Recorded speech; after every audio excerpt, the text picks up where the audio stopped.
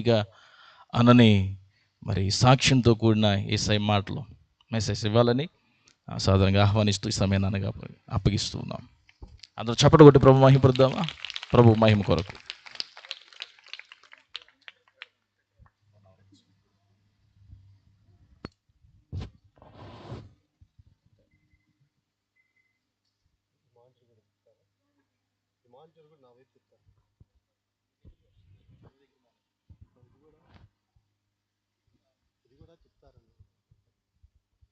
Praise the Lord. దేవుని పరిశుద్ధ నామానికి మహిమ కలుగునుగాక. మా గుంటూరు లామేన్ అంటారు, మరి మీరేమంటారో నాకు తెలియదు. అంటారా? మరి అనరే? చెప్పండి. దేవుని పరిశుద్ధ నామానికి మహిమ కలుగునుగాక. చేతులెత్తి 7 సార్లు స్తోత్రం స్తోత్రం అని చెబుదాం. అందరం కలిసి చెప్పాలి చెప్పాలి చెప్పాలి. స్తోత్రం స్తోత్రం స్తోత్రం స్తోత్రం స్తోత్రం. ఎవరు 1 2 3 లెక్క పెట్టుకుంటున్నాము. స్తుతించడానికి లెక్క ఎందుకమ్మా? ఆమేన్, హల్లెలూయా. మంచిది రీతిగా ఈ రక్షణ సువార్త సభలలో మీకు పరిచర్య చేయనట్లుగా దేవాతి దేవుడు నాకు ఇచ్చిన సమయాన్ని బట్టి ప్రభుని నేను ఎంతగానో స్తుతిస్తూ ఉన్నాను. మీ మధ్యకి రావటం చాలా సంతోషము. మరి ప్రత్యేకంగా ఈ సమయంలో నన్ను ఇక్కడికి ఆహ్వానించినటువంటి దైవజనులు, ఆత్మీయులు, అన్న సమానులు కిషోర్ అన్నకి నా ప్రత్యేకమైన వందనాలు తెలియజేసుకుంటూ ఉన్నాను.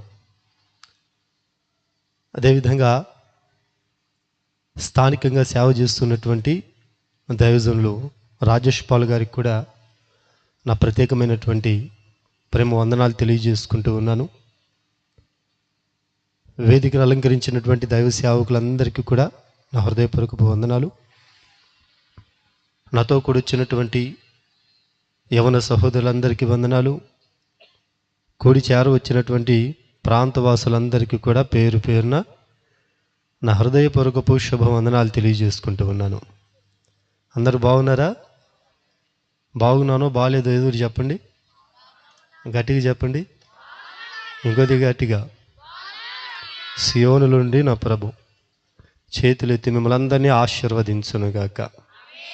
ఆమేన్. చక్కటి వర్తమానం అందించారు దైవ సేవకులు. ఇంక చెప్పడానికి నా దగ్గర ఏం లేదు, చెప్పాల్సిందంతా ఆయన చెప్పేశారు.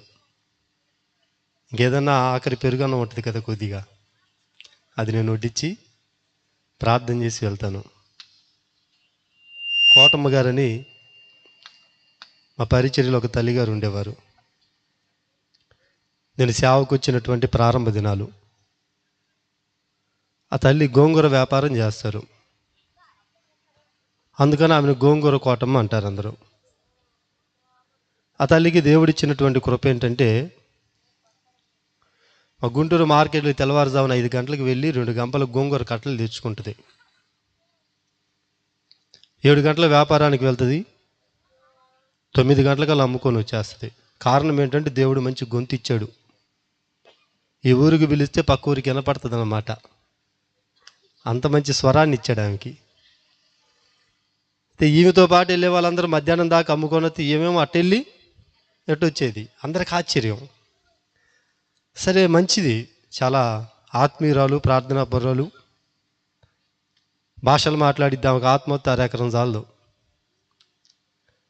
సరే, ఈమెకి గోంగూర కట్టలు అమ్ముకొని వచ్చి వంట వండేసి వాళ్ళ ఇంట ఇన్ని వాళ్ళ పిల్లలని కాలేజీలకి పనికి పంపించేసేది. ఒక చెంబు నీళ్ళు పోసుకొని ఒక ముద్ద అన్నం తినేది. ఇప్పుడు ఏం చేయాలి? పడుకోవాలి, లేకపోతే వీలైతే ప్రార్థన చేయాలి. అయితే మా గుంటూరు వాళ్ళకు పాడాలు పట్టింది, మరి మీకుందో లేదో నాకు తెలీదు. ఏంటన్నా అంటే చింతపిక్కలాట ఆడతారనమాట. దాన్ని ఏమంటారన్నా, దాయాలాట అంటారా ఏమ్మా, పచ్చీస్ అంటారా? రైట్. సరే, ఆడ దగ్గర కూర్చుంటుంది ఈమె. బాయ్, మీరేం కోటం పెట్టారాడా? బాయ్, మీరే మాట్లాడకూడదు. హల్లెలూయా. సరే, చూడండి, ఇంకా ఆట దగ్గర కూర్చుంటే ఈ మనిషికి వేలు బ్రేకు 2 ఉండవండి. ఓ ఆడి ఆడి ఆడి ఆడి ఆడి ఆ రోజు మా పాస్టర్ గారు కృతజ్ఞత కూటమి పెట్టాడు ఒక ఇంటి దగ్గర. ఆయన మా పలానా మార్తమ్మ ఇంటి దగ్గర కృతజ్ఞత కూటం తొందరగా సంఘం అంతా రావాలి, ప్రకటన చాలు ఇంక లేండి, ఆడిన కాడికి లేండి, చాలే కానీ లేని లేచి మనము ప్రార్థనకి వెళ్దామని చెప్పి ప్రార్థనకు బయలుదేరింది. ఏమా భలే తెలివి కలిగింది. ఎటు పోయి ఎటు వస్తుందో ఈ పాస్టర్లు ఇంకొక 10 నిమిషాలు, ఇంకొక 10 నిమిషాలు, ఇంకొక 10 నిమిషాలని మధ్యరెత్తిదా చేస్తారు అని ఈమె మళ్ళా ఒక చెమ్ము నీళ్లు పోసుకొని ఒక ముద్ద అన్నం తిని వచ్చి ముందు వరుసలో కూర్చుందండి. ఆ రోజు నాకు బాగా గుర్తు. ఎగిరెగిరి పాటలు పాడింది, ఎగిరెగిరి చప్పట్లు కొట్టింది, ఆరాధన చేసింది. ఇంకా మా పాస్టర్ గారు మైకు తీసుకొని వాక్యం చెప్పటం మొదలుపెట్టాడు. మొత్తానికి పొద్దునుంచి పాపం ఆడి ఆడి అలిసిపోయింది కదా, అడు జరిగి ఇటు జరిగి అడు జరిగి ఇటు జరిగి మొత్తం ఉంటే ఆ మొత్తం కానుకొని నిద్రపోవటం మొదలుపెట్టింది. మామూలు నిద్ర కాదు, గొరకబెట్టి నిద్రపోతుంది. మా పాస్టర్ గారికి ఏమో కోపం, విపరీతమైన కోపం మనిషికి. మాయ్ కోటమ్మా అన్నాడు అనుకోండి, ఆయన మీద పోలీసు కేసు పెట్టింది. అట్ట అనకూడదు ఆమెని.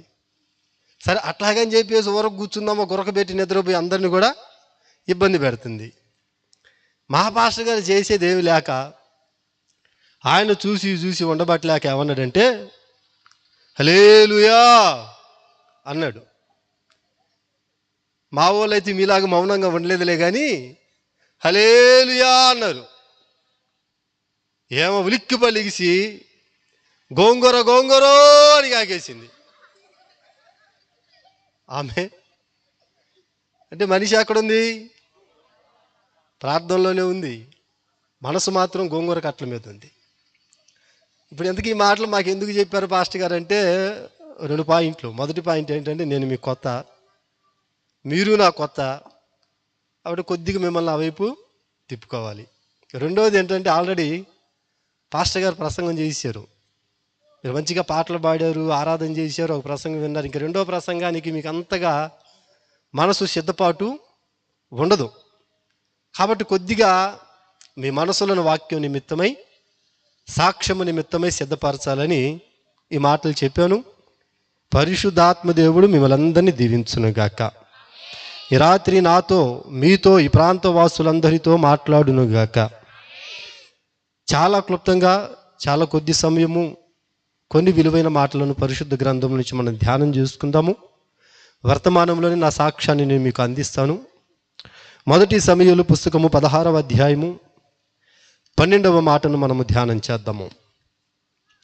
మొదటి సమూయేలు పుస్తకము 16వ అధ్యాయము 12వ వచనము చదవండి తల్లి.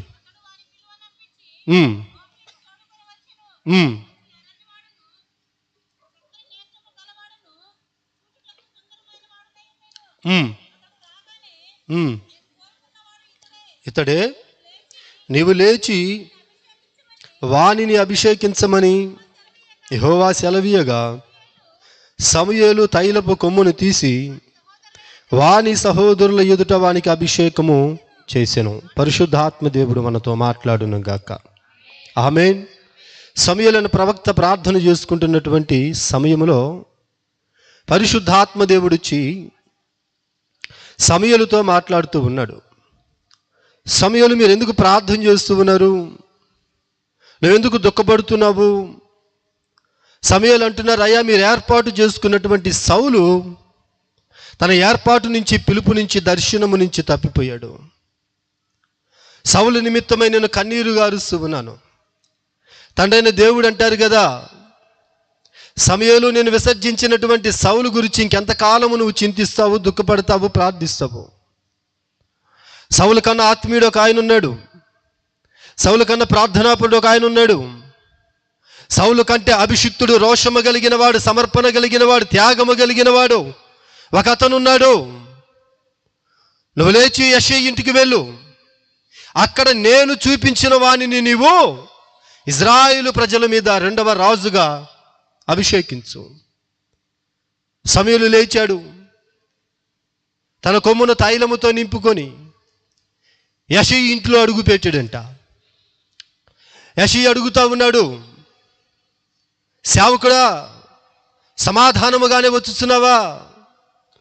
అవును, నేను సమాధానముగానే వచ్చుచున్నాను. మా ఇంటికి మీరు రావటానికి కారణం ఏంటి? నీ ఇంట్లో ఒకడిని దేవుడు ఏర్పరచుకొని వాడిని అభిషేకించుటకు ఇష్టపడుతున్నాను పంపించున్నాడు. నీ కుమారులను పిలువను పంపిస్తే నేను వాడిని అభిషేకిస్తాను. పెద్దవాడిని పిలిచాడంట. సమూయేలు అనుకున్నాడు, దేవుడు ఏర్పాటు చేసుకున్నవాడు ఎంత బలంగా ఉన్నాడో, ఎంత అందంగా ఉన్నాడో, దేవుడు ఏర్పాటు చేసుకున్నవాడు ఇలానే ఉంటాడు అనుకుంటే ఆకాశం నుండి ఒక స్వరం వినపడుతూ ఉన్నది. నేను ఏర్పాటు చేసుకున్నవాడు ఇతను కాదు. రెండో వాడిని పిలిచారు, మూడో వాడిని పిలిచారు, నాలుగో వాడిని పిలిచారు, 7 పిలిచాడు. ఆకాశము నుండి వినపడతా ఉన్న స్వరం ఏంటంటే, నేను ఏర్పరచుకున్నది వీరెవరిని కూడా కాదు. జాగ్రత్తగా నా మాటలు వినండి. సమూయేలు అడుగుతున్నాడు యెషయిని, నీ బిడ్డలు వీళ్ళేనా, ఇంకెవరన్నా ఉన్నారా? యెషయి అంటున్నాడు, అయ్యా కడసరి వాడు ఒకడున్నాడు, ఎన్నిక లేనివాడు ఒకడున్నాడు, తృణీకరించబడినవాడు, లోకమంతటి చేత విసర్జించబడినవాడు, తల్లిదండ్రులకు అన్నదమ్ములకు ఆయన పోయిన వారందరికీ కూడా దూరముగా ఎక్కడో అరణ్యములో బ్రతుకుతున్నటువంటి వాడు ఒకడున్నాడు. సమూయేలు అంటాడు, వాణిని పిలువనంపించండి. కబురందింది దావీదుకి. పాటలు పాడుకుంటూ దావీదు తండ్రి వద్దకు వస్తూ ఉన్నాడు. దావీదు ఎప్పుడైతే యెషయి ఇంట అడుగు పెట్టాడో, దేవుని ఆత్మ సమూయేలుతో మాట్లాడుతూ ఉన్నారు. ఏమని? నేను కోరుకున్నవాడు ఇతడే, నీవు లేచి ఇతనిని అభిషేకించు. దావీదు ఎలా ఉన్నాడు? గొర్రెలు కాచుకునేవాడు, సరైన వస్త్రాలు లేవు. మన వైపు చూడండి మీరు. ఆ పిల్లలు కొద్దిగా ఎవరైనా కంట్రోల్ చేయొచ్చు కదా. హల్లెలూయా చెప్పాలి, హల్లెలూయా. దావీదు చూడటానికి ఎలా ఉన్నాడంట? గొర్రెల దొడ్లో నుంచి వచ్చిన వాడు ఎలా ఉంటాడండి? గొర్రెలు కాచుకునేవాడు ఎలా ఉంటాడు? కాళ్ళకు చెప్పులు ఉంటాయా? ఒంటికి సరైన వస్త్రాలు ఉంటాయా? తలకు నూనె ఉంటుందా? కానీ అతడు వచ్చి ఇంట నిలబడినప్పుడు అతడు ఎలాగ ఉన్నాడంట? చూచుటకు సుందరమైన వాడు, చక్కటి నేత్రములు కలిగిన వాడు, ఎర్రని వాడు. గొర్రెల దొడ్డిలో నుంచి వచ్చినటువంటి ఒక వ్యక్తి మనిషి దృష్టికి అల్పుడుగా కనపడుతున్నాడు, కానీ దేవుని దృష్టికి ఎలా కనపడుతున్నాడంట? చక్కనివాడు, ఎర్రనివాడు, చక్కటి నేత్రములు కలిగిన వాడిగా కనపడుతున్నాడంట. మా ఆత్మీయులు కంతేరు ప్రాంతంలో సేవ చేస్తూ ఉంటారు. ఒకరోజు ఫోన్ చేసి, అయ్యా బాయ్, మన సంఘ విశ్వాసి అమ్మాయికి పెళ్లి సంబంధాలు చూడటానికి వెళ్తున్నావు, నువ్వు కూడా వస్తే బాగుంటుంది వాళ్ళ నాన్న అడుగుతున్నాడంటే, సరే అన్న ఏ టైంలో బయలుదేరుతారు ఫోన్ చేయండి, ఆ టయానికి బయలుదేరి వస్తాను అన్నాను. మొత్తానికి సాయంకాలం 5 గంటలప్పుడు ఫోన్ చేశారు. నేను వెళ్ళాను. వాళ్ళు ఎక్కిన కారులో నేను కూడా కూర్చున్నాను. మొత్తానికి విజయవాడ పట్టణాన్ని తీసుకొచ్చారు. అబ్బాయిది విజయవాడ. అబ్బాయి వాళ్ళు వచ్చి ఒకసారి చూసుకొని పోయారంటే ఇప్పుడు అమ్మాయి వాళ్ళు వెళ్ళి చూసుకోవాలి. దానికి నన్ను తీసుకుని వెళ్ళారు. జాగ్రత్తగా వినండి. మంచి చెడ్డ అంతా మాట్లాడుకున్నారు. అబ్బాయి ఏం చదివాడు, ఏం ఉద్యోగం చేస్తున్నాడు, ఇల్లు వాకిలుందా, ఇవన్నీ అడిగి అంతా అయిపోయినాయి. పిల్లడు అందరికీ నచ్చాడు. ఒకడే కొడుకు, బాప్తీసం తీసుకున్నాడు, తల్లిదండ్రుల ఆత్మీయులే, 2-3 ఇల్లు వాకిళ్ళు ఉన్నాయి, మంచి ఉద్యోగం చేస్తున్నాడు, 1000 రూపాయలు సంపాదిస్తున్నాడు, చక్కటి అందగాడు, బాగున్నాడు, అంతా బాగానే ఉంది. మా అందరికైతే నచ్చాడు. పెళ్లి కూతురు తండ్రి అన్నాడు, అబ్బాయితో నేను 5 నిమిషాలు మాట్లాడాలండి అన్నాడు. సరే మాట్లాడండి, దాందేముందంటే నేను పర్సనల్గా మాట్లాడాలన్నాడు. సరేనని చెప్పి డాబా పైకి పంపించారు వాళ్ళిద్దరిని. ఆయన 5 నిమిషాలు మాట్లాడి కిందకు వచ్చాడు. కిందకు వచ్చి పెళ్లి కుమార్తె తండ్రి ఏమన్నాడంటే, అయ్యా మేము ఇంటికెళ్ళి కబురు పెడతాము, ఇంటికెళ్ళి ఫోన్ చేస్తాము, సరే మేము పోయొస్తాం అన్నాడు. సరే చిన్న ప్రార్థన చేసాం, అక్కడి నుంచి బయలుదేరాం, కారు ఎక్కాం. బ్యారేజ్ కూడా దాట్లా మా పాస్టర్ గారు అడిగారు, ఏమయ్యా సంఘ పెద్ద బాయ్, అబ్బాయి నచ్చాడా, అంతా బాగానే ఉందిగా అంటే ఆయన అన్నాడు, అబ్బాయి నాకు నచ్చలేదండి అన్నాడు. అబ్బాయి నీకు నచ్చకపోవటం ఏంటి, అబ్బాయికి ఏం తక్కువ, ఇల్లు వాకిలుంది, చదువుకున్నవాడే, గుణగణాలు కలిగిన వాడే, ఉద్యోగం చేస్తున్నాడు, 1000 రూపాయలు సంపాదిస్తున్నాడు, ఒక మందిరానికి వెళ్తాడు, రక్షణ మారు మనసుంది, తల్లిదండ్రుల ఆత్మీయులే, ఇంతకన్నా కావాల్సింది ఏముందయ్యా, అంతా బాగానే ఉందిగా, అయినా నీకు నచ్చకపోవటానికి ఏమైంది చెప్పు, ఏం నచ్చలేదు అబ్బాయిలో నీకని అడిగాడు. అడిగితే ఆయన అంటాడు, ఏమండి నేను డాబాపైకి వెళ్ళిన తర్వాత 5 నిమిషాలు పెళ్లి కొడుకుతో మాట్లాడాను. అయితే వాడు నిమిషానికి 30 సార్లు కళ్ళు అరుపుతున్నాడు. కళ్ళు అరిపేవాడు కొంపలు అరుపుతాడండి, అట్లాంటి వాడికి మా అమ్మాయిని ఇచ్చి నేను పెళ్లి చేయను అంటున్నాడు ఆయన. ఏంటంట, ఆయనకి అబ్బాయికి నిమిషానికి 30 సార్లు కళ్ళు అరిపే అలవాటు ఉందంట. ఇప్పుడు ఈ పెళ్లి కుమార్తె తండ్రికి ఏం నచ్చలేదంటే, కళ్ళు అరిపేవాడు కొంపలు అరుపుతాడు, అట్లాంటి వాడికి నా కూతుర్నిచ్చి నేను పెళ్లి చేయను అంటే, ఇప్పుడు పెళ్లి కుమార్తె తండ్రి ఏం చూశాడు? పై రూపాన్ని చూశాడు. అతడు ఆత్మీయుడా కాదా? ప్రార్థనాపరుడా కాదా? యేసు రక్తము చేత కడగబడినవాడా? పరిశుద్ధాత్మ చేత నింపబడినవాడా? సంఘంలో సేవకులకు సహకారంగా ఉంటున్నాడా లేదా? ఇవన్నీ తీసి పక్కన పెట్టాడు, పై రూపాన్ని చూశాడు. అయితే నా దేవుడు ఒక వ్యక్తిని ఏర్పాటు చేసుకుంటే, నా ఒక వ్యక్తిని పిలుచుకుంటే, నా దేవుడి కనుదృష్టి ఒక కుటుంబం పైన ఉంటే, ఒక వ్యక్తి పైన ఉంటే, నా దేవుడు ఆ వ్యక్తి యొక్క పై రూపాన్ని చూడడు, ఆ వ్యక్తి యొక్క హృదయ అంతరంగాన్ని చూసేవాడు. ఆయన పేరు నజరేయుడైన యేసు. ఆమేన్, ఆమేన్. ఆ రోజు దావీదుని ఏర్పాటు చేసుకున్న దేవుడే ఈ రాత్రి ఈ ప్రాంత ప్రజలతో ఇక్కడ కూర్చున్న నీతో నాతో మాట్లాడుతున్న మాట. అన్నదమ్ముల మధ్య తృణీకరించబడ్డావా? అక్క చెల్లెల మధ్య తృణీకరించబడ్డావా? అయిన పోయిన వాళ్ళ చేత వెలివేయబడి హీన స్థితికి వచ్చి ప్రజలందరి చేత అవమానించబడుతూ, ఒకవేళ నా బ్రతుకేంటి, నా బిడ్డల బ్రతుకేంటి, నా కుటుంబ స్థితి ఏంటి, ఇలాగైపోయిందండి, ఈ మాటలు వింటూ ఉన్నావా? నా ప్రభు అంటూ ఉన్నాడు, మనుషులందరి చేత నువ్వు తృణీకరించబడ్డావేమో, ఈ రాత్రి నా ప్రభు నిన్ను, నీ కుటుంబాన్ని, నీ బిడ్డలను ఆయన కనికరించబోతున్నాడు, ఆయన అభిషేకించబోతున్నాడు, ఆయన ఆశీర్వదించబోతూ ఉన్నాడు. చెప్పండి ఆమేనని. గట్టిగా చెప్పుకో, ఇంకొద్ది గట్టిగా. హల్లెలూయా. దేనికి? 7 గుర్రాలను విడిచిపెట్టి దావీదునే దేవుడు అభిషేకించాడు. దావీదులో దేవుడికి నచ్చిన మంచి లక్షణాలేంటి? దావీదులో దేవుడికి నచ్చిన గుణగణాలేంటి? ఈ రాత్రి దేవుడు ఒక వ్యక్తిని అభిషేకించాలంటే ఆ వ్యక్తిలో దేవుడు ఏమి చూస్తాడు? సమయాన్ని బట్టి 3 లేక 4 మాటలు నేను అందిస్తాను. మొదటి మాట, మొదటి సమూయేలు పుస్తకము 17వ అధ్యాయము 20వ వచనాన్ని మనం చదువుకుందాము. మొదటి సమూయేలు పుస్తకము 17వ అధ్యాయము 20వ వచనము. 34 చదవండి, క్షమించండి. 17:34. అందుకు దావీదు,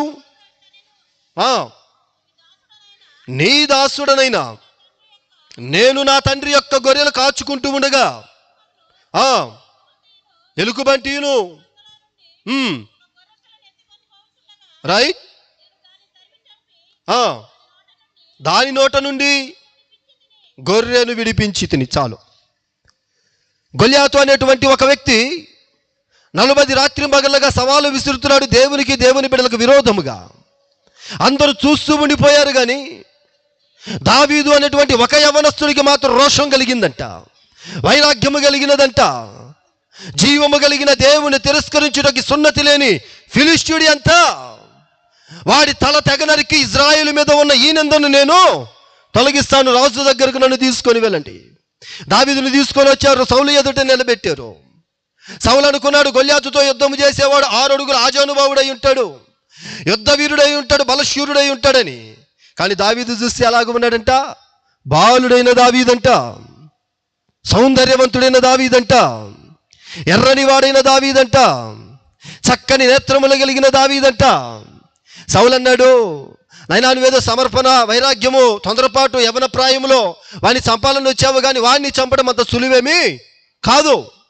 నా మాటిని జాగ్రత్తగా నువ్వు ఇంటికి వెళ్ళు. వాడు అన్ని యుద్ధాలలో ప్రావీణ్యత కలిగిన వాడు, ఏ ఆయుధాన్ని అవలీలుగా ఉపయోగించగలిగినటువంటి శక్తి కలిగినటువంటి వాడు. వాడితో నువ్వు యుద్ధము చేయలేవు, నువ్వు ఇంటికి వెళ్ళిపో అంటే దావీదు ఏమంటున్నాడు తెలుసా? రాజా, ఒక్క మాట చెబుతున్నాను, జాగ్రత్తగా ఆలోచన చేయి. నేను నా తండ్రి గొర్రెలు కాచుకుంటూ అరణ్యంలో బ్రతికేవాడిని. నా తండ్రి యొక్క మందను నేను కాచుకుంటూ ఉన్నప్పుడు ఒక దినమున ఎలుకబంటి వచ్చినది, మరొక దినమున సింహం వచ్చినది. నా మందలో నుంచి ఒక గొర్రె పిల్లను నోట కరుచుకొని తీసుకొని వెళ్తా ఉంటే చూస్తూ నేను ఊరుకొని ఉండిపోలేదు. మొదటి రోజు ఎలుకబంటిని తరిమి కొట్టి చంపి దాని నోట నుండి నా గొర్రె బిడ్డలను నేను విడిపించుకున్నాను. రెండవ రోజు సింహాన్ని కొట్టి చంపి దాని నోట నుండి నా గొర్రె పిల్లను నేను విడిపించుకున్నాను. సింహము యొక్క బలము నుండి, ఎలుగుబంటి యొక్క బలము నుండి నన్ను రక్షించిన నా దేవుడు ఈ సున్నతి లేని ఫిలిష్తీయుడి మీద కూడా నాకు విజయాన్ని ఇస్తాడు. ఆమేన్. చెప్పాలి గట్టిగా. ఎంతవరకు బాగుంది. గొర్రె ఎంత ఉంటుందన్నా?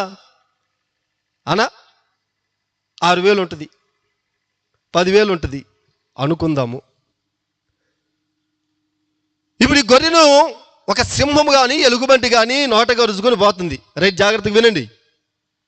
దావీదు ఆ గొర్రె పిల్లని విడిపించడానికి వెళ్ళాడు. ఆ సింహం ఏమనుకుంటుంది? వరే వరే వరే వరే 10 కేజీల మాంసం పోతే ఏమైంది, 70 కేజీల మనిషి దొరికాడు, పండగ ఈరోజు నాకని. ఎలుగుబంటి కానివ్వండి, సింహం కానివ్వండి ఏం చేస్తుందంటే తన నోట ఉన్నటువంటి ఆ గొర్రె పిల్లను పక్కన పడేసి దావీదును చంపుకొని తింటది. ఇప్పుడు ఆ గొర్రె పిల్లను కాపాడే క్రమములో దావీదు ప్రాణము పోయే పరిస్థితి అక్కడ ఏర్పడినది. దావీదు ప్రాణము పోయే పరిస్థితి ఏర్పడినా దావీదు మాత్రం ఆ గొర్రె పిల్లని విడిచిపెట్టలేదు. కారణం ఏంటంటే ఆ గొర్రె పిల్ల నన్ను నమ్ముకొని వచ్చినది. నా తండ్రి నాకు అప్పగించిన ఈ మంద, నా తండ్రి నాకు అప్పగించిన ఈ విశ్వాసి, నా తండ్రి నాకు అప్పగించిన నా ఆత్మీయ బిడ్డలు, వీళ్ళ కోసము అవసరమైతే నా ప్రాణమైనా పెడతాను, కానీ ఈ మందలో ఒక్క గొర్రెను కూడా నేను పోగొట్టుకోవడానికి ఇష్టపడను. ఆమేన్, ఆమేన్. దేవుడు ఆ మనస్సును చూశాడు. వరే వరే వరే వరే వరే 6,000 రూపాయల 10,000 రూపాయల గొర్రె కోసమే దావీదు తన ప్రాణం పెట్టడానికి కూడా లెక్క చేయలేదంటే 12 గోత్ర ఇజ్రాయేలు ప్రజలైన నా పేరు పెట్టబడిన నా బిడ్డలను దావీదు చేతుల్లో ఉంచితే ఇంకెంత నమ్మకంగా పరిపాలన చేస్తాడో. ఇట్లాంటోడే కదా సంఘానికి కావాలి, ఇట్లాంటోడే కదా కుటుంబానికి కావాలి, ఇట్లాంటోడే కదా సమాజానికి కావాలి. ఇట్లాంటి సమర్పణ కలిగిన వాళ్ళు, ఇట్లాంటి త్యాగము కలిగిన వాళ్ళు, ఇట్లాంటి ఏర్పాటు కలిగిన వారి కోసమే ఈ కడవరి దినాలలో నా ప్రభు అభిషేకించుటకు వెతుకుతూ ఉన్నాడు. ఆ సమర్పణ ఉన్నదా? దావీదులో ఉన్నటువంటి ఆ నమ్మకత్వం, బాధ్యత కలిగిన ఆ జీవితాలు ఎవరిలో కనపడతాయో దావీదును అభిషేకించుకున్న దేవుడి కడవరి దినాలలో వారిని అభిషేకించుటకు ఇష్టపడుతున్నారు. అదొక సంపన్న దేశము. కోట్ల రూపాయలకు బడిగెత్తిన వ్యక్తి పేరు జాన్ హైడ్. ఒక మిషనరీ పరిచర్యకి వెళ్ళాడు. ప్రార్థన చేసుకుంటుంటే దేవుడు భారతదేశాన్ని చూపిస్తున్నాడు. మిషనరీ పెద్దతో మాట్లాడాడు. అయ్యా, నేను ప్రార్థన చేసుకుంటుంటే దేవుడు సేవకులను భారతదేశానికి వెళ్ళమని చెబుతున్నాడు. ప్రార్థన చేసిన సేవకు పంపించండి. చేతులుంచారు, ప్రార్థన చేశారు. ఆ దేశము భయంకరమైన దేశము. అక్కడ నీకు మరణం ఎదురవుతుంది, పర్లేదు నేను చచ్చిపోతాను, కనీసం 4 ఆత్మలను నేను సంపాదిస్తాను. ప్రార్థన చేశారు, అభిషేకించారు, సేవకు పంపించారు. అప్పటికి భార్య బిడ్డలు ఉన్నారు ఆయనకి. భార్య బిడ్డలను త్యాగం చేసి సేవకు వచ్చాడు. భారతదేశంలో అడుగు పెట్టిన తర్వాత ప్రార్థన చేస్తున్నాడు. ప్రభువా, ఈ దేశానికి రమ్మన్నాను, ఈ దేశానికి వచ్చాను. ఈ దేశంలో ఇప్పుడు ఎక్కడికి నువ్వు సేవకు వెళ్ళమంటావో దేవుడు చెప్పాడు, పంజాబ్ అనే రాష్ట్రానికి నువ్వు సేవకు వెళ్ళాలి.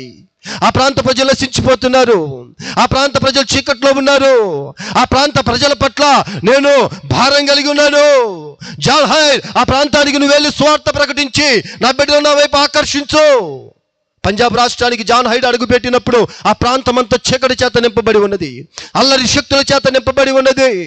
ఆయన ప్రార్థన చేసుకొని స్వార్థ ప్రకటిస్తుంటే బురద జల్లిన వాళ్ళు ఉన్నారు, రాళ్లతో కొట్టిన వాళ్ళు ఉన్నారు, కర్రలతో కొట్టిన వాళ్ళు ఉన్నారు, హింసించిన వాళ్ళు ఉన్నారు, బాధ పెట్టిన వాళ్ళు ఉన్నారు, గాయపరిచిన వాళ్ళు ఉన్నారు.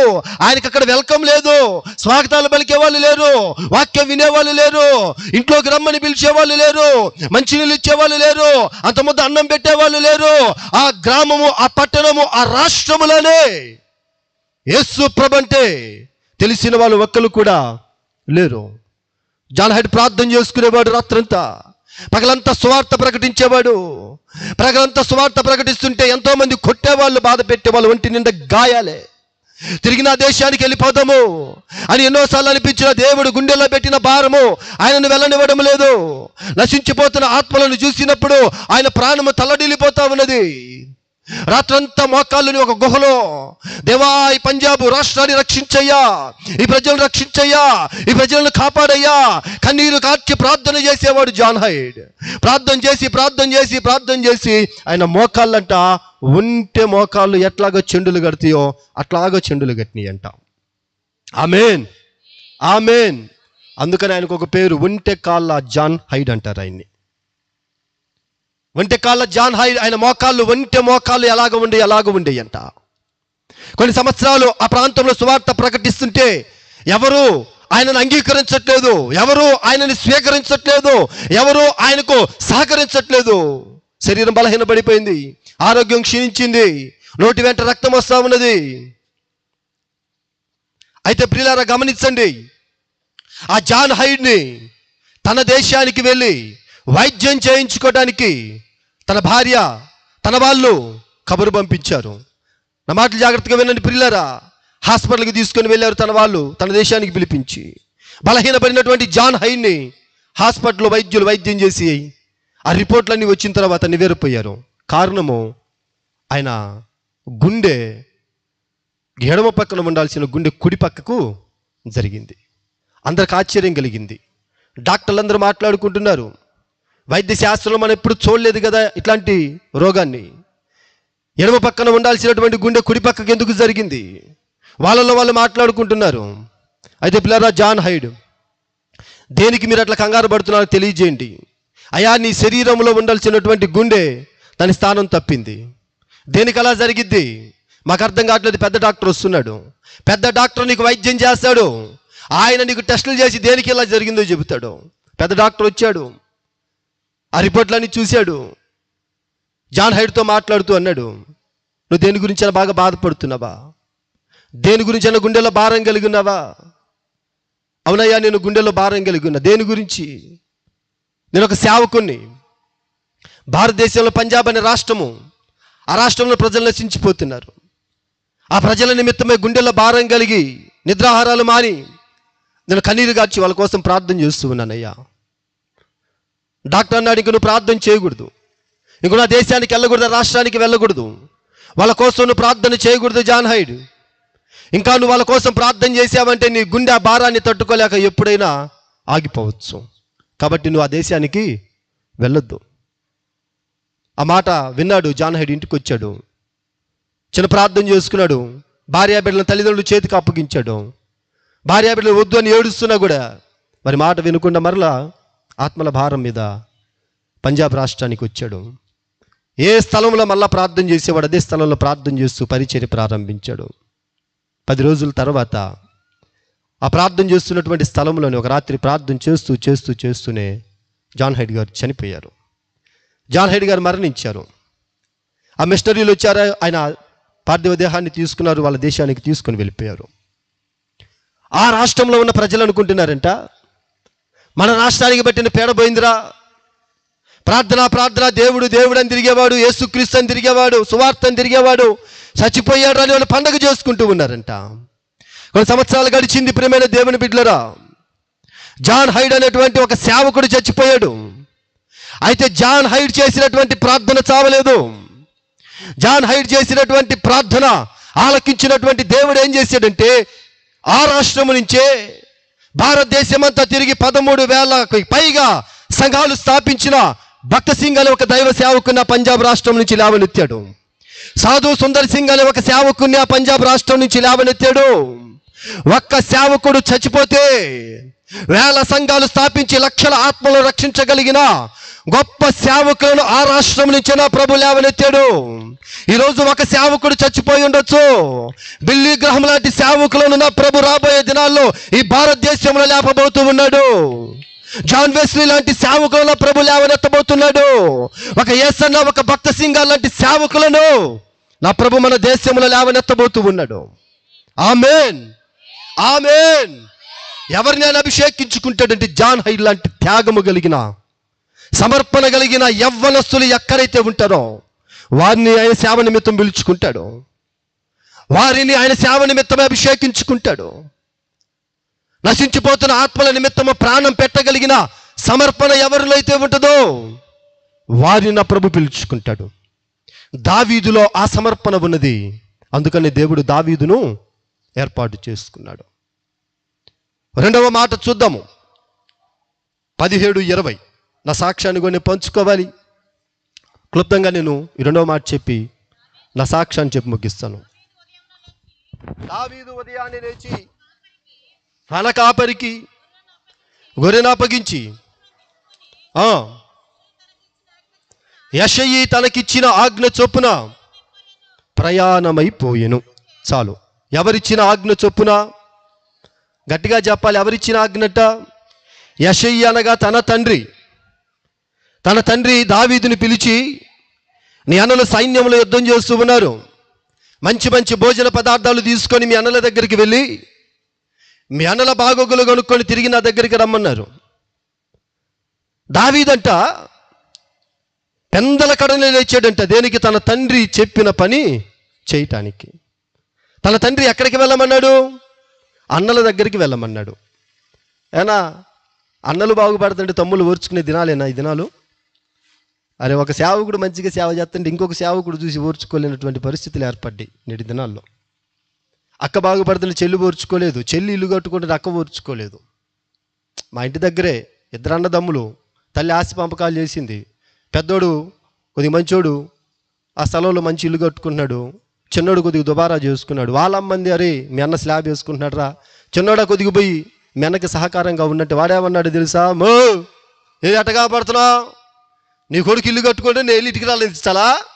వాడుకుండేది వాడుకుంటుంది, నాకుండేది నాకుంటుంది. ఎవరు? రక్తం పంచుకొని పుట్టిన తమ్ముడు అంటున్నటువంటి మాట. అన్న బాగుపడుతుంటే తమ్ముడు ఓర్చుకోలేనటువంటి పరిస్థితుల దినాలలో మనం ఉన్నాం. ఇప్పుడు అన్నలు ఉద్యోగంలో ఉన్నారంట, దావీదు గొర్రెల దొడ్లో ఉన్నాడంట. దావీదుని పిలిచి దేవుడు అంటే తండ్రి ఏమంటున్నాడు? మీ అన్నలకు భోజనం ఇచ్చి రమ్మంటే దావీదు ఏమనాలా? పోవాయా, మీ బిడ్డలు ఉద్యోగం చేస్తే నీకు గొప్పేమో నాకు గొప్ప అనాలి. కానీ అట్లా అనలేదంట. ఏం చేశాడంట దావీదు? తన తండ్రి తనకు అప్పగించిన పనిని నమ్మకంగా చేశాడు. ఇప్పుడు దావీదుకు తండ్రి యెషయి అయితే నీకు తండ్రి ఎవరు? నీకు బాప్తిసం ఇచ్చినటువంటి నీ యొక్క ఆత్మీయ తండ్రి నీకు తండ్రి ఉన్నాడు. ఇప్పుడు దావీదు యెషయికి లోబడినట్లుగా నీవెవరికి లోబడాలి? నీ ఆత్మీయ తండ్రికి నీవు లోబడాలి, నీ ఆత్మీయ తల్లికి నువ్వు లోబడాలి. నా కోసం కన్నీరు గార్చిన నా తల్లిదండ్రులు, నా బాగోగుల కోసం ప్రార్థించిన నా తల్లిదండ్రులు, నా ఎదుగుదల కోసం కడుపు కట్టుకొని ప్రార్థించేటువంటి నా ఆత్మీయ తల్లి తండ్రి మాటకు నేను లోబడాలి అని ఎవరైతే సేవకుని యొక్క గద్దింపుకు అప్పగించుకుంటారో వారిని దేవుడు ఆశీర్వదించి అభిషేకించుటకు ఇష్టపడతాడు. నా సేవా ప్రారంభంలో మార్తమ్మ జ్యోతక్క ఇద్దరు ఉండేవాళ్ళు. వాళ్ళు ప్రతి శనివారం మందిరం ఊడ్చాలి, మందిరం తొడవాలి. జ్యోతకు ఫుల్ జ్వరము. మార్తమ్మ గారు తడబట్టేసి మందిరం తుడుతున్నారు. ఈ జ్యోతక్క కోసం ఎదురు చూస్తున్నారు. పాపం ఆమె అంత చలి జ్వరంలో కూడా మందిరం ఊడవటానికి తడబట్టేసి తుడవటానికి వచ్చింది. మా పాస్టర్ గారు దానిని చూసి ఏమన్నాడంటే, మా జ్యోతి జ్వరంతో బాధపడుతున్నావు కదమ్మా, ఈరోజు నువ్వు తొడవకపోతే ఏమైందిలే, ఈరోజు పరిచర్య చేయకపోతే ఏమైందిలే అమ్మా, నీ ప్రయాస దేవుడు చూస్తున్నాడు, నాన్న ఇంటికెళ్ళు నువ్వు కొద్దిగా విశ్రాంతి తీసుకో అన్నాడు. ఆ మాట ఎవరన్నారంటే ఈ మార్తమ్మ వినింది. ఈ మార్తమ్మిని ఆమెను బానిచ్చి పాస్టర్ గారిని బానిచ్చి ఏమంటుందో తెలుసా? చూసావమ్మా, నేను ఒక్కదాన్ని పని చేసుకుంటుంటే పని చేయడానికి వచ్చిన ఆ పిల్లని కూడా పంపించాడు. పాస్టర్ గారు ఎంత కుళ్ళుపోతాడో, భలే కుళ్ళమ్మ పాస్టర్ గారికి, అన్నీ నేను ఒక్కదాన్నే చేయాలి అని దేవుని మహాకృప వారం అంతా ఇంటింటికి తిరిగి వాడబడింది. అపవాది చేతిలో బలంగా వాడబడింది. మా పాస్టర్ గారి మీద ఉన్నాయి లేని మొత్తం చెప్పింది. దేనికి? ఏమలేదు మా పాస్టర్ గారు, ఆమెను ఇంటికి పంపించాడు, ఏమైనా పరిచయం చేయమన్నాడు అంతే. అప్పగించుకునే తత్వమేనా? వారం రోజులు మందిరానికి రాకుండా అలాగే ఇంట్లో కూర్చుంది. ఆ మరుసటి రోజు జరిగింది ఏంటో తెలుసా? తన యజమాని ఆటో డ్రైవర్ ఆటోకి వెళ్ళి వస్తూ ఉంటే డీసీఎం నుంచి కొట్టడం కాలు ఇక్కడి నుంచి ఇక్కడికి 3 చోట్ల విరిగిపోయింది. ఇలా జరిగిద్దని నేను చెప్పట్లేదు, హెచ్చరిస్తున్నాను. సేవకునికి నువ్వు లోబడాలి, సేవకుని గద్దింపుకు నువ్వు లోబడాలి, సేవకుని మాటకు నువ్వు లోబడాలి. కారణము సేవకుడి యొక్క తండ్రి ఉన్నాడు. నీ ఆత్మను రక్షించుకోవడానికి బలిపీఠం మీద తన ప్రాణాన్ని పానార్పణముగా పోస్తున్నవాడు దైవజనుడు. నీకు కష్టం వస్తే, నీకు బాధ వస్తే నీ రక్త సంబంధికులు వెనుజూపుతారేమో, నీ దైవజనుడు నువ్వు ఎక్కడ ఉంటే అక్కడికి వచ్చి నీ కోసం ప్రార్థించి నిన్ను బలపరిచి పరామర్శించేవాడు. అట్లాంటి దైవ సేవకుడి గద్దింపుకు ఎవరైతే లోబడతారో చెప్పండి, వారిని ప్రభు అభిషేకించడానికి ఇష్టపడతాడు. ఆఖరి మాట చెప్పి నా సాక్ష్యాన్ని దాంట్లోనే చెబుతాను. చాలా ఉన్నాయి, నాకు సమయం లేదు, ఒక పేపర్ కూడా పంపించారు, కాబట్టి కొద్దిగా క్లుప్తంగా నేను చెప్పి ముగిస్తాను. దినముకు 7 సార్లు స్తుతించేవాడు. 119వ కీర్తనలో ఉంటుంది అన్నమాట. దావీదులో ఉన్న 3వ మంచి లక్షణం ఏంటంట చెప్పరే? దినముకు 7 సార్లు స్తుతిస్తాడు. స్తుతించే వాళ్ళను దేవుడు అభిషేకిస్తాడు. అలా స్తుతించమంటున్నా, స్తుతిస్తే ఏం జరిగిద్ది? తిమోతి పత్రిక 1వ అధ్యాయము 1 తిమోతి పత్రిక 4వ అధ్యాయం అనుకుంటా, చదవండి ఒకసారి ఆ మాట. ఆ చదివించిన సాక్ష్యం చెప్తాను. 1 తిమోతికి రాసిన పత్రిక. స్తుతి ద్వారా, ప్రార్థన ద్వారా, వాక్యము ద్వారా ఏం జరుగుతుందో పరిశుద్ధాత్మ దేవుడు అక్కడ రాయించారు. 1 తిమోతి రాసిన పత్రిక 4వ అధ్యాయము 4వ మాట చదవండి. దేవుడు సృజించిన ప్రతి వస్తువును మంచిది. అక్కడ ఆగండి.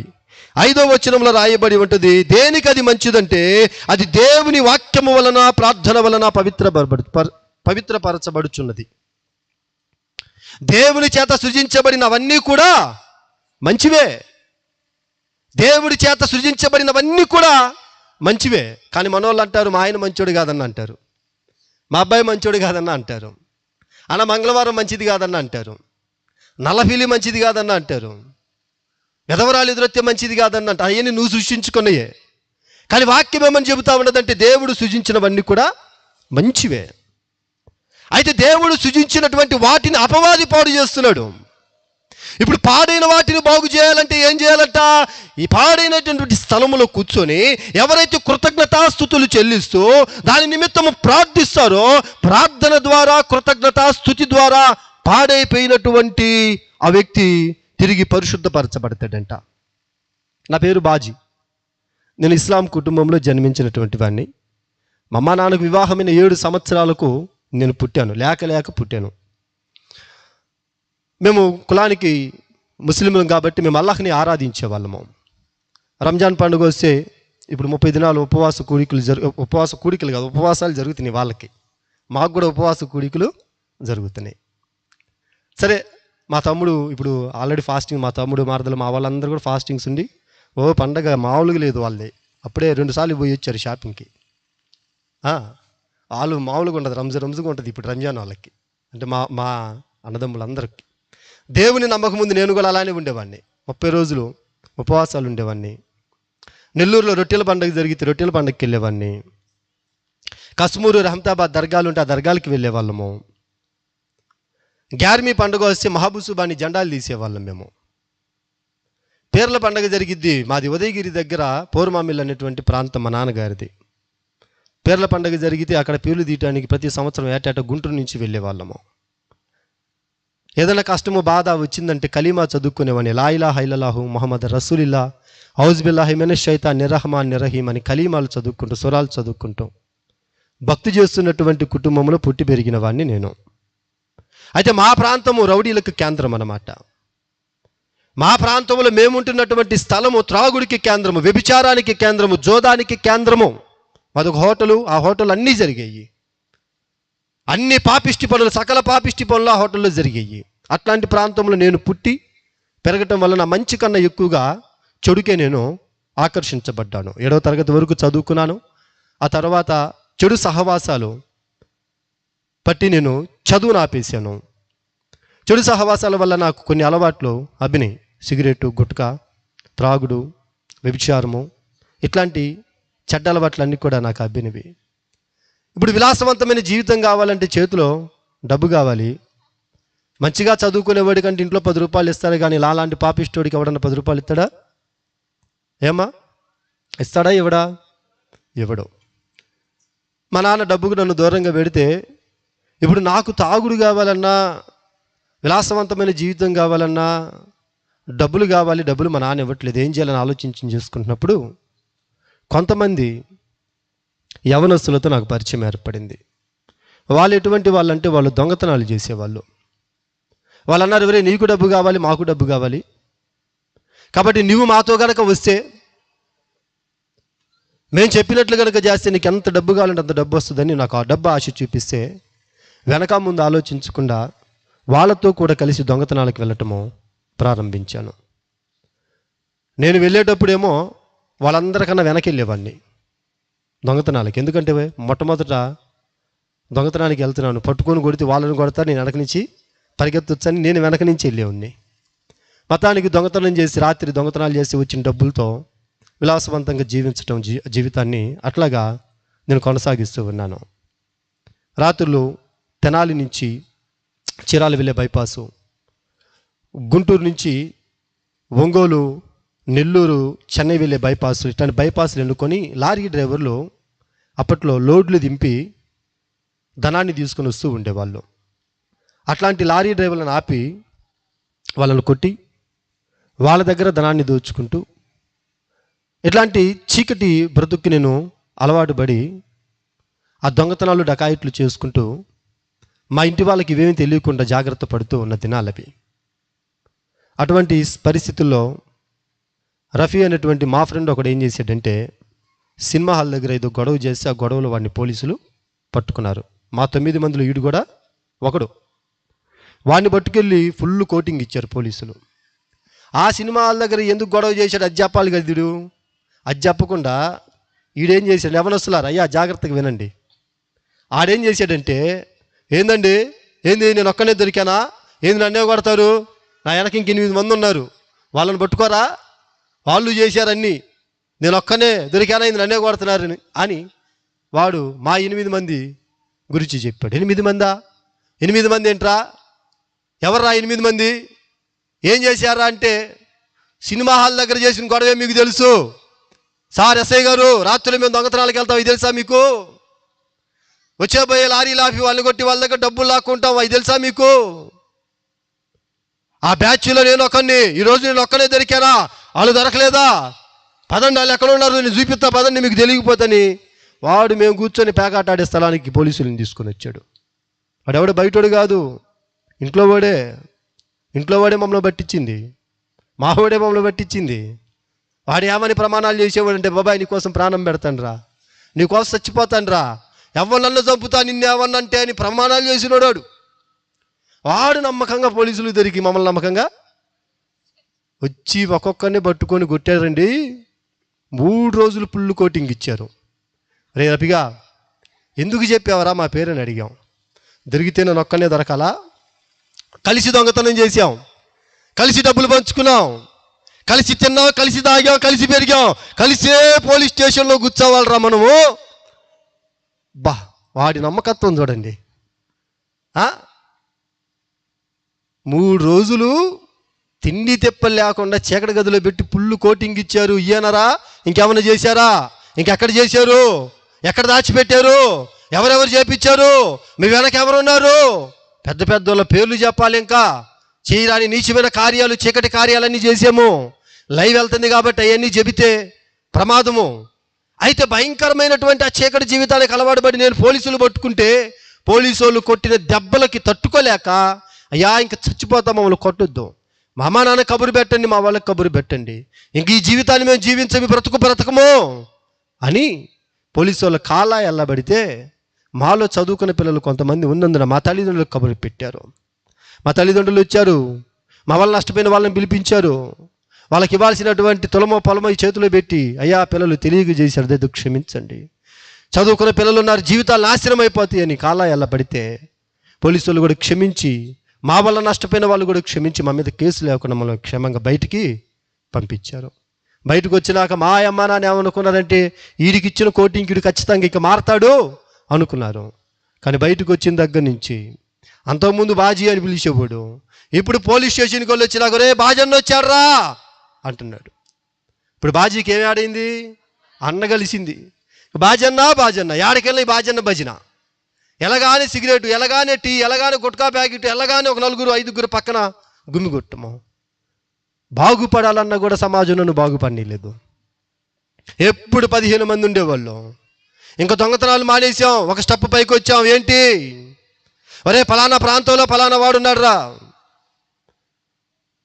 మన రాజకీయ నాయకులకి ఏదన్నా ర్యాలీలు పెట్టాలన్నా, ధర్నాలు చేయాలన్నా, గొడవలు చేయాలన్నా ఆడు ఉపయోగపడతాడు, వాడు పిలిస్తే ఒక 50 మంది అవనస్తులు వస్తాడని నా పేరు ఆ రాజకీయ నాయకుడు తమ్ముడికి తెలిసి ఆయన నా ఫోన్ నెంబర్ తీసుకొని నాకు ఫోన్ చేసి వాళ్ళ ఆఫీస్కి పిలిపిస్తే ఒక ఎమ్మెల్యే నన్ను పిలిపించాడంటే ఎంత ఘనతగా ఉంటుంది ఒకసారి జ్ఞాపకం చేసుకో. లోకంలో ఉన్నాను, అబ్బో ఎమ్మెల్యే నన్ను పిలిపించాడు, మా ఊళ్ళో ఉన్నా అని నాకు కొమ్ములు వచ్చినాయి. 50 మంది ఏందన్నా నువ్వు చెబితే 100 మంది నన్ను నేను తీసుకొని వస్తానని చెప్పి ఆయనకు ప్రమాణం చేసి వాళ్ళ ఆఫీసులో కుక్కలాగా ఉడిగని చేశాను. ఏ ధర్నా పెడితే ఆ ధర్నాకి కుర్రలను తీసుకుని వెళ్ళేవాడిని, ఏ ర్యాలీలు పెడితే ఆ ర్యాలీలకి యవనస్తులను తీసుకొని వెళ్ళేవాడిని. ఆడవాళ్ళు మగవాళ్ళని తేడా లేదు.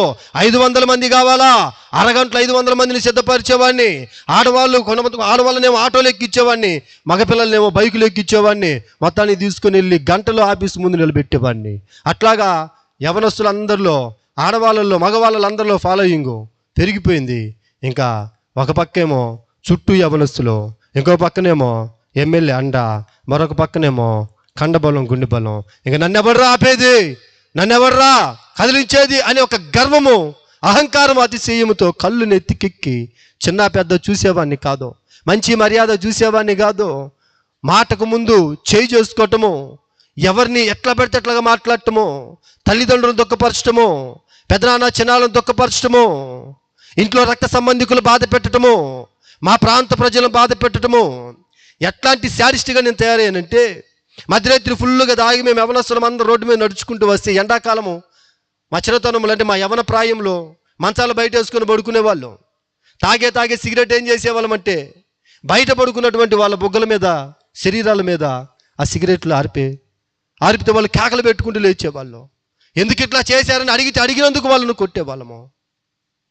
వివాహాలకు వెళ్తే ఆ పెళ్లి పెద్దలయ్యా దయచేసి 1000 రూపాయలు ఉంచుకోండి, 2000 ఉంచుకోండి, ఏదైనా మందు కొట్టుకెళ్ళి మందు దాగి అక్కడ మీరు ఎంజాయ్ చేయండి, పెళ్లికి రావద్దనే వాళ్ళు. కారణము, ఏ పెళ్ళిళ్ళు అడుగు పెడితే ఆ పెళ్ళిని సర్వనాశనం చేసేవాళ్ళము, గొడవలు చేసి తగాదాలు చేసే పెళ్ళి అంతా గందరగోళం చేసేవాళ్ళము. అట్లాంటి నా జీవితంలో ప్రియమైన దేవుని బిడ్డలారా, తాగి తాగి తాగి తాగి తాగి నా శరీరం బలహీనపడిపోయింది. మందు తాగితే నాకు తలకి ఎక్కట్లేదు, నరాలకు ఎక్కట్లేదు, నరాలు నాకు పనిచేయట్లేదు మందు. ఆ సమయంలో మా ఫ్రెండ్ ఒకడు, మా స్నేహితుడు ఒకడు గంజాయి అలవాటు చేశాడు నాకు. ఆ గంజాయి ఎట్లా తాగేవాడిని అంటే, గంజాయి తాగిన తర్వాత సిగరెట్ బూడిద వచ్చేది, గంజాయి బూడిద. ఆ బూడిద పొట్లం కట్టుకొని మందు కొట్టుకు తీసుకొని వెళ్ళి ఆ బూడిద మందులో కలుపుకొని దాంట్లో 2 గుట్కా ప్యాకెట్లు వేసుకొని తిప్పుకొని తాగేవాడిని. అట్లా తాగితే నాకు తలకెక్కినట్లుండేది. అట్లా తాగిన తర్వాత నేను తాగిన మందు సీసా పగలగొట్టి ఆ సీసా పెంకులు తీసుకొని నా చెయ్యి అంతా కూడా బద్దలుగా కోసుకునేవాడిని. చెయ్యి అంతా కోసుకొని రక్తం దారులు గారుతా ఉంటే ఆ రక్తం ఒంటికి పూసుకొని నాలుగుతో నాకి పెద్ద పెద్ద కర్రలు తీసుకొని మా వీధుల్లో కేకలు పెట్టుకుంటూ పరిగెత్తుతుంటే మా ప్రాంతం వాళ్ళు అనుకున్నారు, హుసేన్ కొడుక్కి పిచ్చి పట్టినట్టుంది, వీడికి మెట్టలెక్కినట్టుంది, వీళ్ళు దురాత్మలు దూరినట్టున్నాయి, అమ్మా మంచి వాళ్ళు పోతున్నారు, అమ్మా వీడు పోవట్లేదు అని శపించిన నోరే కానీ నన్ను ఆశీర్వదించిన నోరు ఒక్క నోరు లేదు మా ప్రాంతంలో. అట్లాంటి భయంకరమైనటువంటి పరిస్థితుల మధ్య బ్రతుకుతూ ఉన్నటువంటి నా జీవితంలో నా తండ్రి చనిపోయారు. ఇంక నన్ను ఆదరించేవాళ్ళు లేరు, బలపరిచేవాళ్ళు లేరు, పడిపోతే తీసుకొని ఇంటికి వచ్చేవాళ్ళు లేరు, పట్టెడు అన్నం మెతుకుల బాధ్యతగా నన్ను పెట్టేవాళ్ళు లేరు. తల్లికి భారం అయిపోయాను, తమ్ముళ్ళకి భారం అయిపోయాను. నన్ను చూస్తేనే నా ఇంట్లో వాళ్ళు భయపడే స్థాయికి నేను వచ్చాను. అటువంటి దినాలలో ప్రార్థనకి వెళ్ళేటువంటి ఒక వ్యక్తితో నాకు పరిచయం ఏర్పడింది. ఆమెతో పరిచయము ప్రేమగా మారి వివాహం చేసుకోవడం జరిగింది. అదేందో ఆశ్చర్యం అంతా. ప్రార్థన చేసి కన్నీరు గారి ఉపవాసాలు ఉండి, అయ్యా నాకు మంచి కోళ్ళు కావాలి, కోళ్ళు కావాలని ప్రార్థన చేస్తారే, వాళ్ళకి మంచి కోళ్ళు దొరకరు, గయ్యాల గంపలు దొరుకుతారు. నిజం. నా బోటోడు తాగుబోతోడు రోజుకి 10 సార్లు దండేవాడు ఉంటాడే, వాడికి మాత్రం బ్రహ్మాండమైన ప్రార్థనకి వెళ్ళి అమ్మాయి దొరికిద్ది. ఆమేన్. నిజమండి. నేను చాలా చోట్ల గమనించింది ఇదే. మంచోడు వాడు, మంచి బుద్ధి, పనికి వెళ్తాడు, 1 రూపాయి దుబారా చేయడు, ఏ అలవాటు లేదు, వాడికి మాత్రం గయ్యాలి గొంప రాకాసి రంప దొరికిద్ది. కానీ నాలాగా తాగి పొద్దుకు 10 సార్లు ఇదంతా ఉంటాడు, వాడికి మాత్రం బంగారం లాంటి ప్రార్థన, బంగారం లాంటి ఆత్మీయ జీవితం, బంగారం లాంటి రక్షణ అనుభవం ఉన్న ఆ తల్లులు దొరుకుతారమ్మా. మీకు నా వందనాలు తల్లి. హల్లెలూయా, హల్లెలూయా. నాకు మంచి ప్రార్థనా జీవితం కలిగిన జీవిత భాగ్యస్వామిని నా ప్రభు నాకు భార్యగా ఇచ్చాడు. మా పాస్టమ్మ గారు గుడివాళ్ళలో సజ్జా బర్నబాస్ ఇక్తూస్ బైబిల్ కాలేజీలో బైబిల్ ట్రైనింగ్ చేశారు. వాళ్ళది ఉలవపాడు గ్రామము, సింగరాయకొండ దగ్గర మామిడికాయలకి ఫేమస్. ఆ ఉలవపాడుకి 3 కిలోమీటర్ల దూరం మర్రి చెట్టు అనేటువంటి ఒక ఊరు ఉంటుంది, ఊరి పేరే మర్రి చెట్టు. మరిచెడు సంఘం అంటారు దాన్ని. ఆ ప్రాంతంలో మంచి సేవ మా పాస్టమ్మ గారితో పాటు బైబిల్ ట్రైనింగ్ చేసి ఇద్దరు ఒక యవనస్తురాల్లో ముగ్గురు కలిసి గొప్ప సేవ చేసి 300 మంది ఆత్మలను అక్కడ వాళ్ళు సంపాదించారు. అట్లాంటి వ్యక్తి ఎవరి చేతిలో పడింది? పచ్చి విగ్రహారాధికుని, భయంకరమైన గజ తాగుబోతుని, నిద్ర లెగిస్తే పోలీస్ స్టేషన్ల చుట్టూ, తగాదాల చుట్టూ, రౌడీల చుట్టూ, రాజకీయ నాయకుల చుట్టూ తిరిగే నా చేతిలో పడింది. మీరు లైన్లోనే ఉన్నారా? కృతజ్ఞతాస్తుతులు చెల్లించడం ద్వారా ఏం జరిగిద్ది? పాడైపోయిన దాన్ని తిరిగి దేవుడు బాగు చేస్తాడు. మీరు అక్కడే ఉండండి, ఆ లైన్లోనే ఉండండి, మరలా అది దాటొద్దు. ఆమేన్. సరే, మా ఇంట్లో అడుగుపెట్టిన తర్వాత మొదట 3 నెలలు భార్యాభర్తలు అంటే ఎట్టుండాలరా అని ప్రజలందరూ మాట్లాడుకున్నారు. మొట్టమొదట అంతే ఉంటారంటగా. మాయ్ ఏంది భోజనం చేసావా? ఎక్కడ పనికి వెళ్ళి అప్పుడే పోతాడు బయటికి. 10 నిమిషాలు భోజనం చేసి అన్నం తిన్నావా? జిలేబీ తెమ్మంటావా? జాంగ్రీ తెమ్మంటావా? సాయంత్రం బాదం పాలు తెమ్మంటావా? అవి ఎన్ని కబుర్లు చెబుతాడో. ఇప్పుడే కదయ్యా ఫోన్ చేసావా? మాట్లాడాలనిపించింది అమ్మాయి, నిన్ను చూడాలనిపించింది, వీడియో కాల్ చేయి అంటాడు. అప్పుడే వెళ్ళేది ఇంట్లో నుంచి.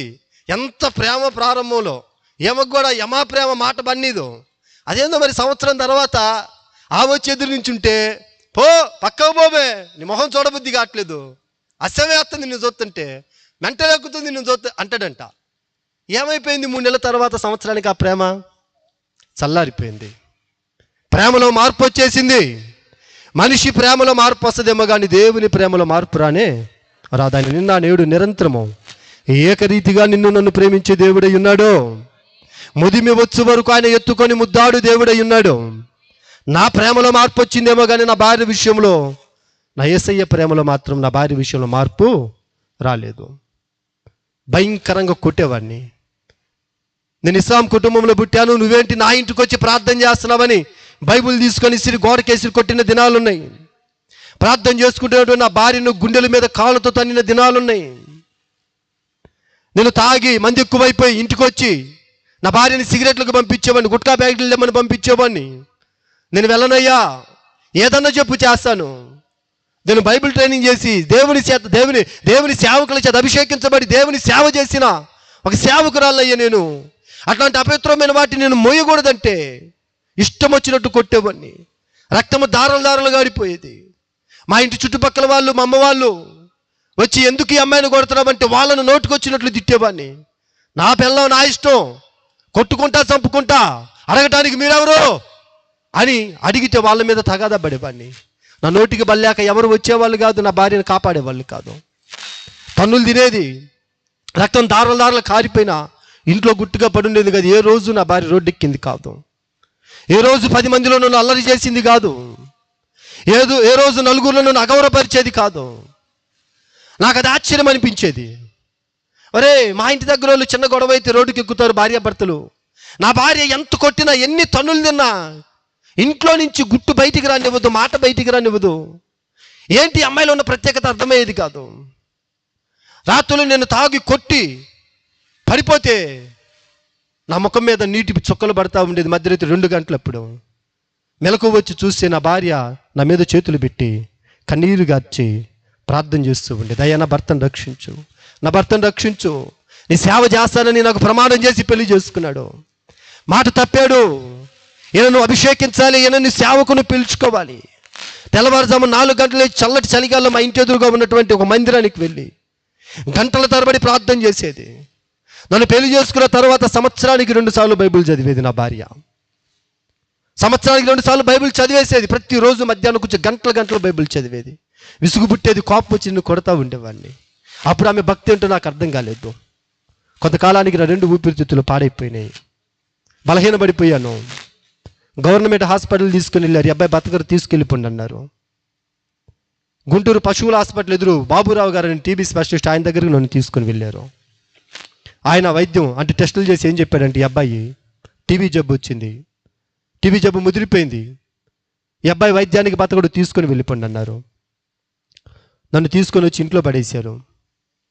గమనించండి, నేను చచ్చిపోతున్నాను, అది నాకు అర్థమవుతుంది.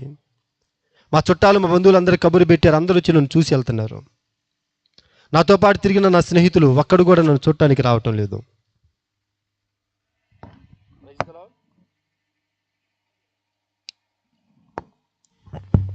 ప్రైజ్ ద లార్డ్, హల్లెలూయా. నా స్నేహితులు ఎవరు నన్ను చూడటానికి రావట్లేదు. నేను నమ్మిన రాజకీయ నాయకులు ఎవరు కూడా నన్ను చూడటానికి రావటం లేదు. అంతకుముందు నేను ఫోన్ చెయ్యక దానికి ఫోన్ ఎత్తేవాళ్ళు, ఇప్పుడు నేను ఎన్ని ఫోన్లు చేసినా ఫోన్ ఎత్తటం లేదు. వచ్చిన వాళ్ళందరూ కూడా, మా ప్రాంతంలో వచ్చిన వాళ్ళందరూ కూడా తలా ఒక మాట అనేది, ఎంత మిడిసిపాటు పడ్డాడునమ్మా, ఎంత ఎగిరిగిరి పడ్డాడునమ్మా, అమ్మా పోతాడు అనుకున్నాము, ఎట్ట పోతాడని అనుకోలేదు. అందరు తలా ఒక మాట అని వెళ్తుంటే మీకు నవ్వులాటగానే ఉంటుందిలే. అమ్మ మంచంలో పడ్డ నాకు ఎట్టుంటుంది, అరే ఈ సాగు తొందరగా వస్తే బాగుంటుందిరా బాబు, వీళ్ళు మాట్లాడే మాటలకు తట్టుకోలేకపోతున్నామని ఏడ్చి ఒక దినమని అనిపించింది.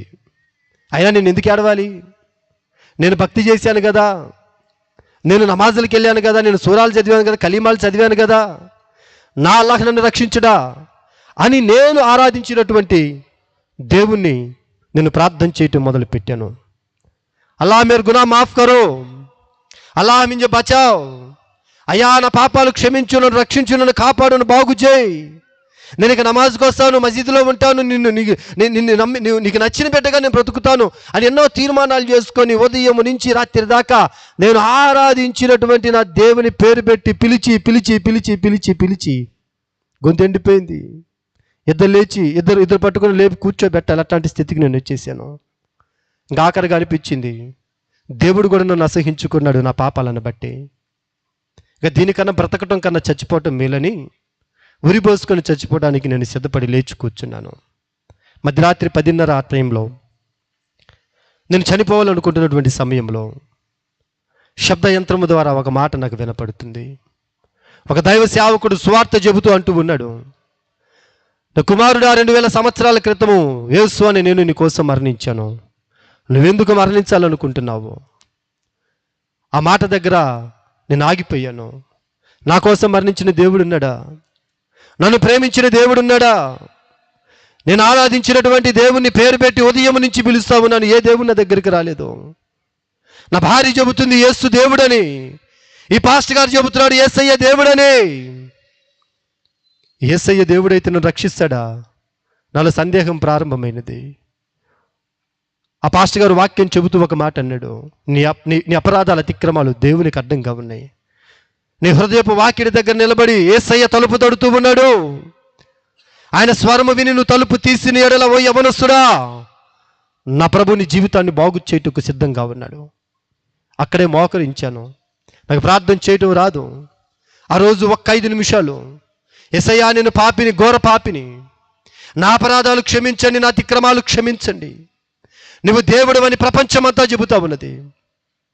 అయ్యా ఈ పూట నువ్వు దేవుడు అని నేను అంగీకరించాలంటే నన్ను ముట్టి స్వస్థపరచు యేసు అనే నువ్వు దేవుడు నేను అంగీకరించి మారు మనసు నిమిత్తమైన బాప్తీసం పొందుతాను, బిడ్డగా బ్రతుకుతాను.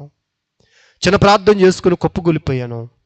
మధ్యరాత్రి 2 గంటలు 3 గంటల సమయంలో చెమ్మ చీకటిగా, గాఢంధకారపు చీకటిగా ఉన్నటువంటి నా గదంతా ప్రకాశమానమైన తేజస్సు చేత నింపబడి ఒక గొప్ప వెలుగు నా గదిలో కలగటం నేను చూశాను. చెమట్లు పడతా ఉన్నాయి, కేకలు పెడుతూ ఉన్నాను, ఎవరు మీరు, ఎందుకు నా గదిలోకి వచ్చావు, నీ పేరేమిటి అని అడుగుతూ ఉన్నాను. ఏ స్వరము నాకు వినపట్లేదు, ఏ మనిషి నాకు కనపట్లేదు. ఆ వెలుగు అలాగా నాలోనికి రావటం నేను చూశాను. ఆ వెలుగు ఎప్పుడైతే నాలోనికి వచ్చిందో నాలో నుంచి భయంకరమైనటువంటి చీకటి శక్తులు, దురాత్మ శక్తులు బయటికి పారిపోవటము నా కన్నులతో నేను చూస్తూ ఉన్నాను. కేకలు పెట్టుకున్న దురాత్మ శక్తులను విడిచిపోవుట ఆ రాత్రి స్పష్టంగా నేను చూశాను. భయంకరమైనటువంటి సర్పాలు నా గదిలో నుంచి బయటికి పారిపోవటము నా కళ్ళతో నేను చూస్తూ ఉన్నాను. వాళ్ళంతా చెమటలు దారాలు గారిపోతూ ఉన్నాయి. ఆ వెలుగు నాలోనికి వచ్చినప్పుడు చీకటి శక్తులు నాలో నుంచి బయటికి వెళ్ళిపోవటము. వెంటనే లేచి నేను కూర్చున్నా. నా గదంతా కూడా చీకటి చేత నింపబడి ఉన్నది. వెంటనే మా పాస్టర్ గారిని నిద్ర లేపాను. లేచి కూర్చున్నది, ఏంటయ్యా, ఏంటి ఒళ్ళంతా చెమటలు బట్టి, ఏం జరిగింది? అమ్మ నాకు మంచినీళ్ళు తాగాను. ఏం జరిగిందంటే నేను చూసిన దర్శనాన్ని మా పాస్టమ్మ గారికి చెబితే మా పాస్టమ్మ గారింది, యేసయ్య నీ దగ్గరకు వచ్చాడు, యేసయ్య నీలోనికి వచ్చాడు. నేను అమ్మని అంటాను. బైబిల్ గ్రంథం తీసి యోహాను సువార్తలో రాయబడిన మాట, నేను లోకమునకు వెలుగై ఉన్నాను, నా యొద్దకు వచ్చేవాడు ఏమాత్రము చీకటిలో ఉండడు. ఆ మాట ఎప్పుడైతే మా పాస్టమ్మ గారు నా చదివించిందో నా కళ్ళకు పట్టినటువంటి ఆ పొర రాలిపోయినది. ఆ రాత్రి యేసయ్యను స్వరక్షకుడుగా నేను అంగీకరించాను. ఆ మరుసటి రోజు ఉదయాన్నే లేచాను, ఈ పరిశుద్ధ గ్రంథము చేతబట్టుకున్నాను. రోజుకు దేవుడు నన్ను స్వస్థపరుస్తూ బాగు చేస్తూ వస్తూ ఉన్నాడు. మమ్మ అనేది ఇడ్లీ ముక్క, ఒక్క మొక్క తినయ్యా అంటే ఒక్క మొక్క కాదు కదా, అర్ర మొక్క కూడా నా నోట్లోకి పోయేది కాదు. అట్లాంటిది ఆ రోజు దేవుడు నన్ను స్వస్థపరిచిన తర్వాత ఒక్క ఇడ్లీ, 2 ఇడ్లీ, 3 ఇడ్లీలు అట్లా కొద్దిగా అన్నం తింటము, నా శరీరము కోలుకోవటము, దేవుడు నన్ను బాగు చేయటము. నేను బాగుపడిన తర్వాత స్థానికంగా దగ్గరలో ఉన్నటువంటి హొసనా మందిరానికి నేను వెళ్ళాను. ప్రభు నన్ను పిలిచాడు, ప్రభు నన్ను ఏర్పాటు చేసుకున్నాడు. 2014 ఆగస్టులో నేను బైబిల్ సెమినార్ చేశాను, మారు మనసు నిమిత్తమైన బాప్తిసం పొందాను. అదే 2014 అక్టోబర్ నెలలో దేవుని సేవకు నేను పిలువబడ్డాను. ఈ రోజున నా జీవితాన్ని బలిపీఠం మీద పెట్టి దేవుని సేవలో కొనసాగుతూ ఉన్నాను. ఏ స్థలంలో ఒకప్పుడు త్రాగుడు ఉండేదో, ఏ స్థలంలో ఒకప్పుడు వ్యభిచారం ఉండేదో, ఏ స్థలములో అనగా మా ఇంట్లో ఎక్కడ పేకాట జరిగేదో, ఎక్కడ వ్యభిచారము జరిగేదో, ఎక్కడ దొంగలు, నరహంతకులు, త్రాగుడు ఉండేదో, ఇప్పుడు ఆ స్థలములో దేవుని సువార్త ప్రకటించబడుతుంది. ఇప్పుడు ఆ స్థలాన్ని దేవుడి మందిరానికి కేంద్రంగా నా ప్రభు మార్చాడు. ఎక్కడ చీకటి ఉండేదో ఇప్పుడు ఆ చీకటి స్థలములోనే నా దేవుడు వెలుగును ప్రకాశింపజేశాడు. కారణము ఆ స్థలము పాడైపోయిందే, ఈ మనిషి పాడైపోయిన వాడే. కానీ పాడైపోయినటువంటి ఆ స్థలానికి, ఆ మనిషి దగ్గరికి ఒక్క తల్లి వచ్చి కృతజ్ఞతాస్తుతులు చెల్లించి దివారాత్రములు ప్రార్థన చేయటము ద్వారా, ఆ ప్రార్థన ద్వారా, ఆ స్తుతి ద్వారా పాడైపోయిన ఆ స్థలమును మాత్రమే కాదు, పాడైపోయిన నా బ్రతుకును కూడా దేవుడు బాగు చేశాడు.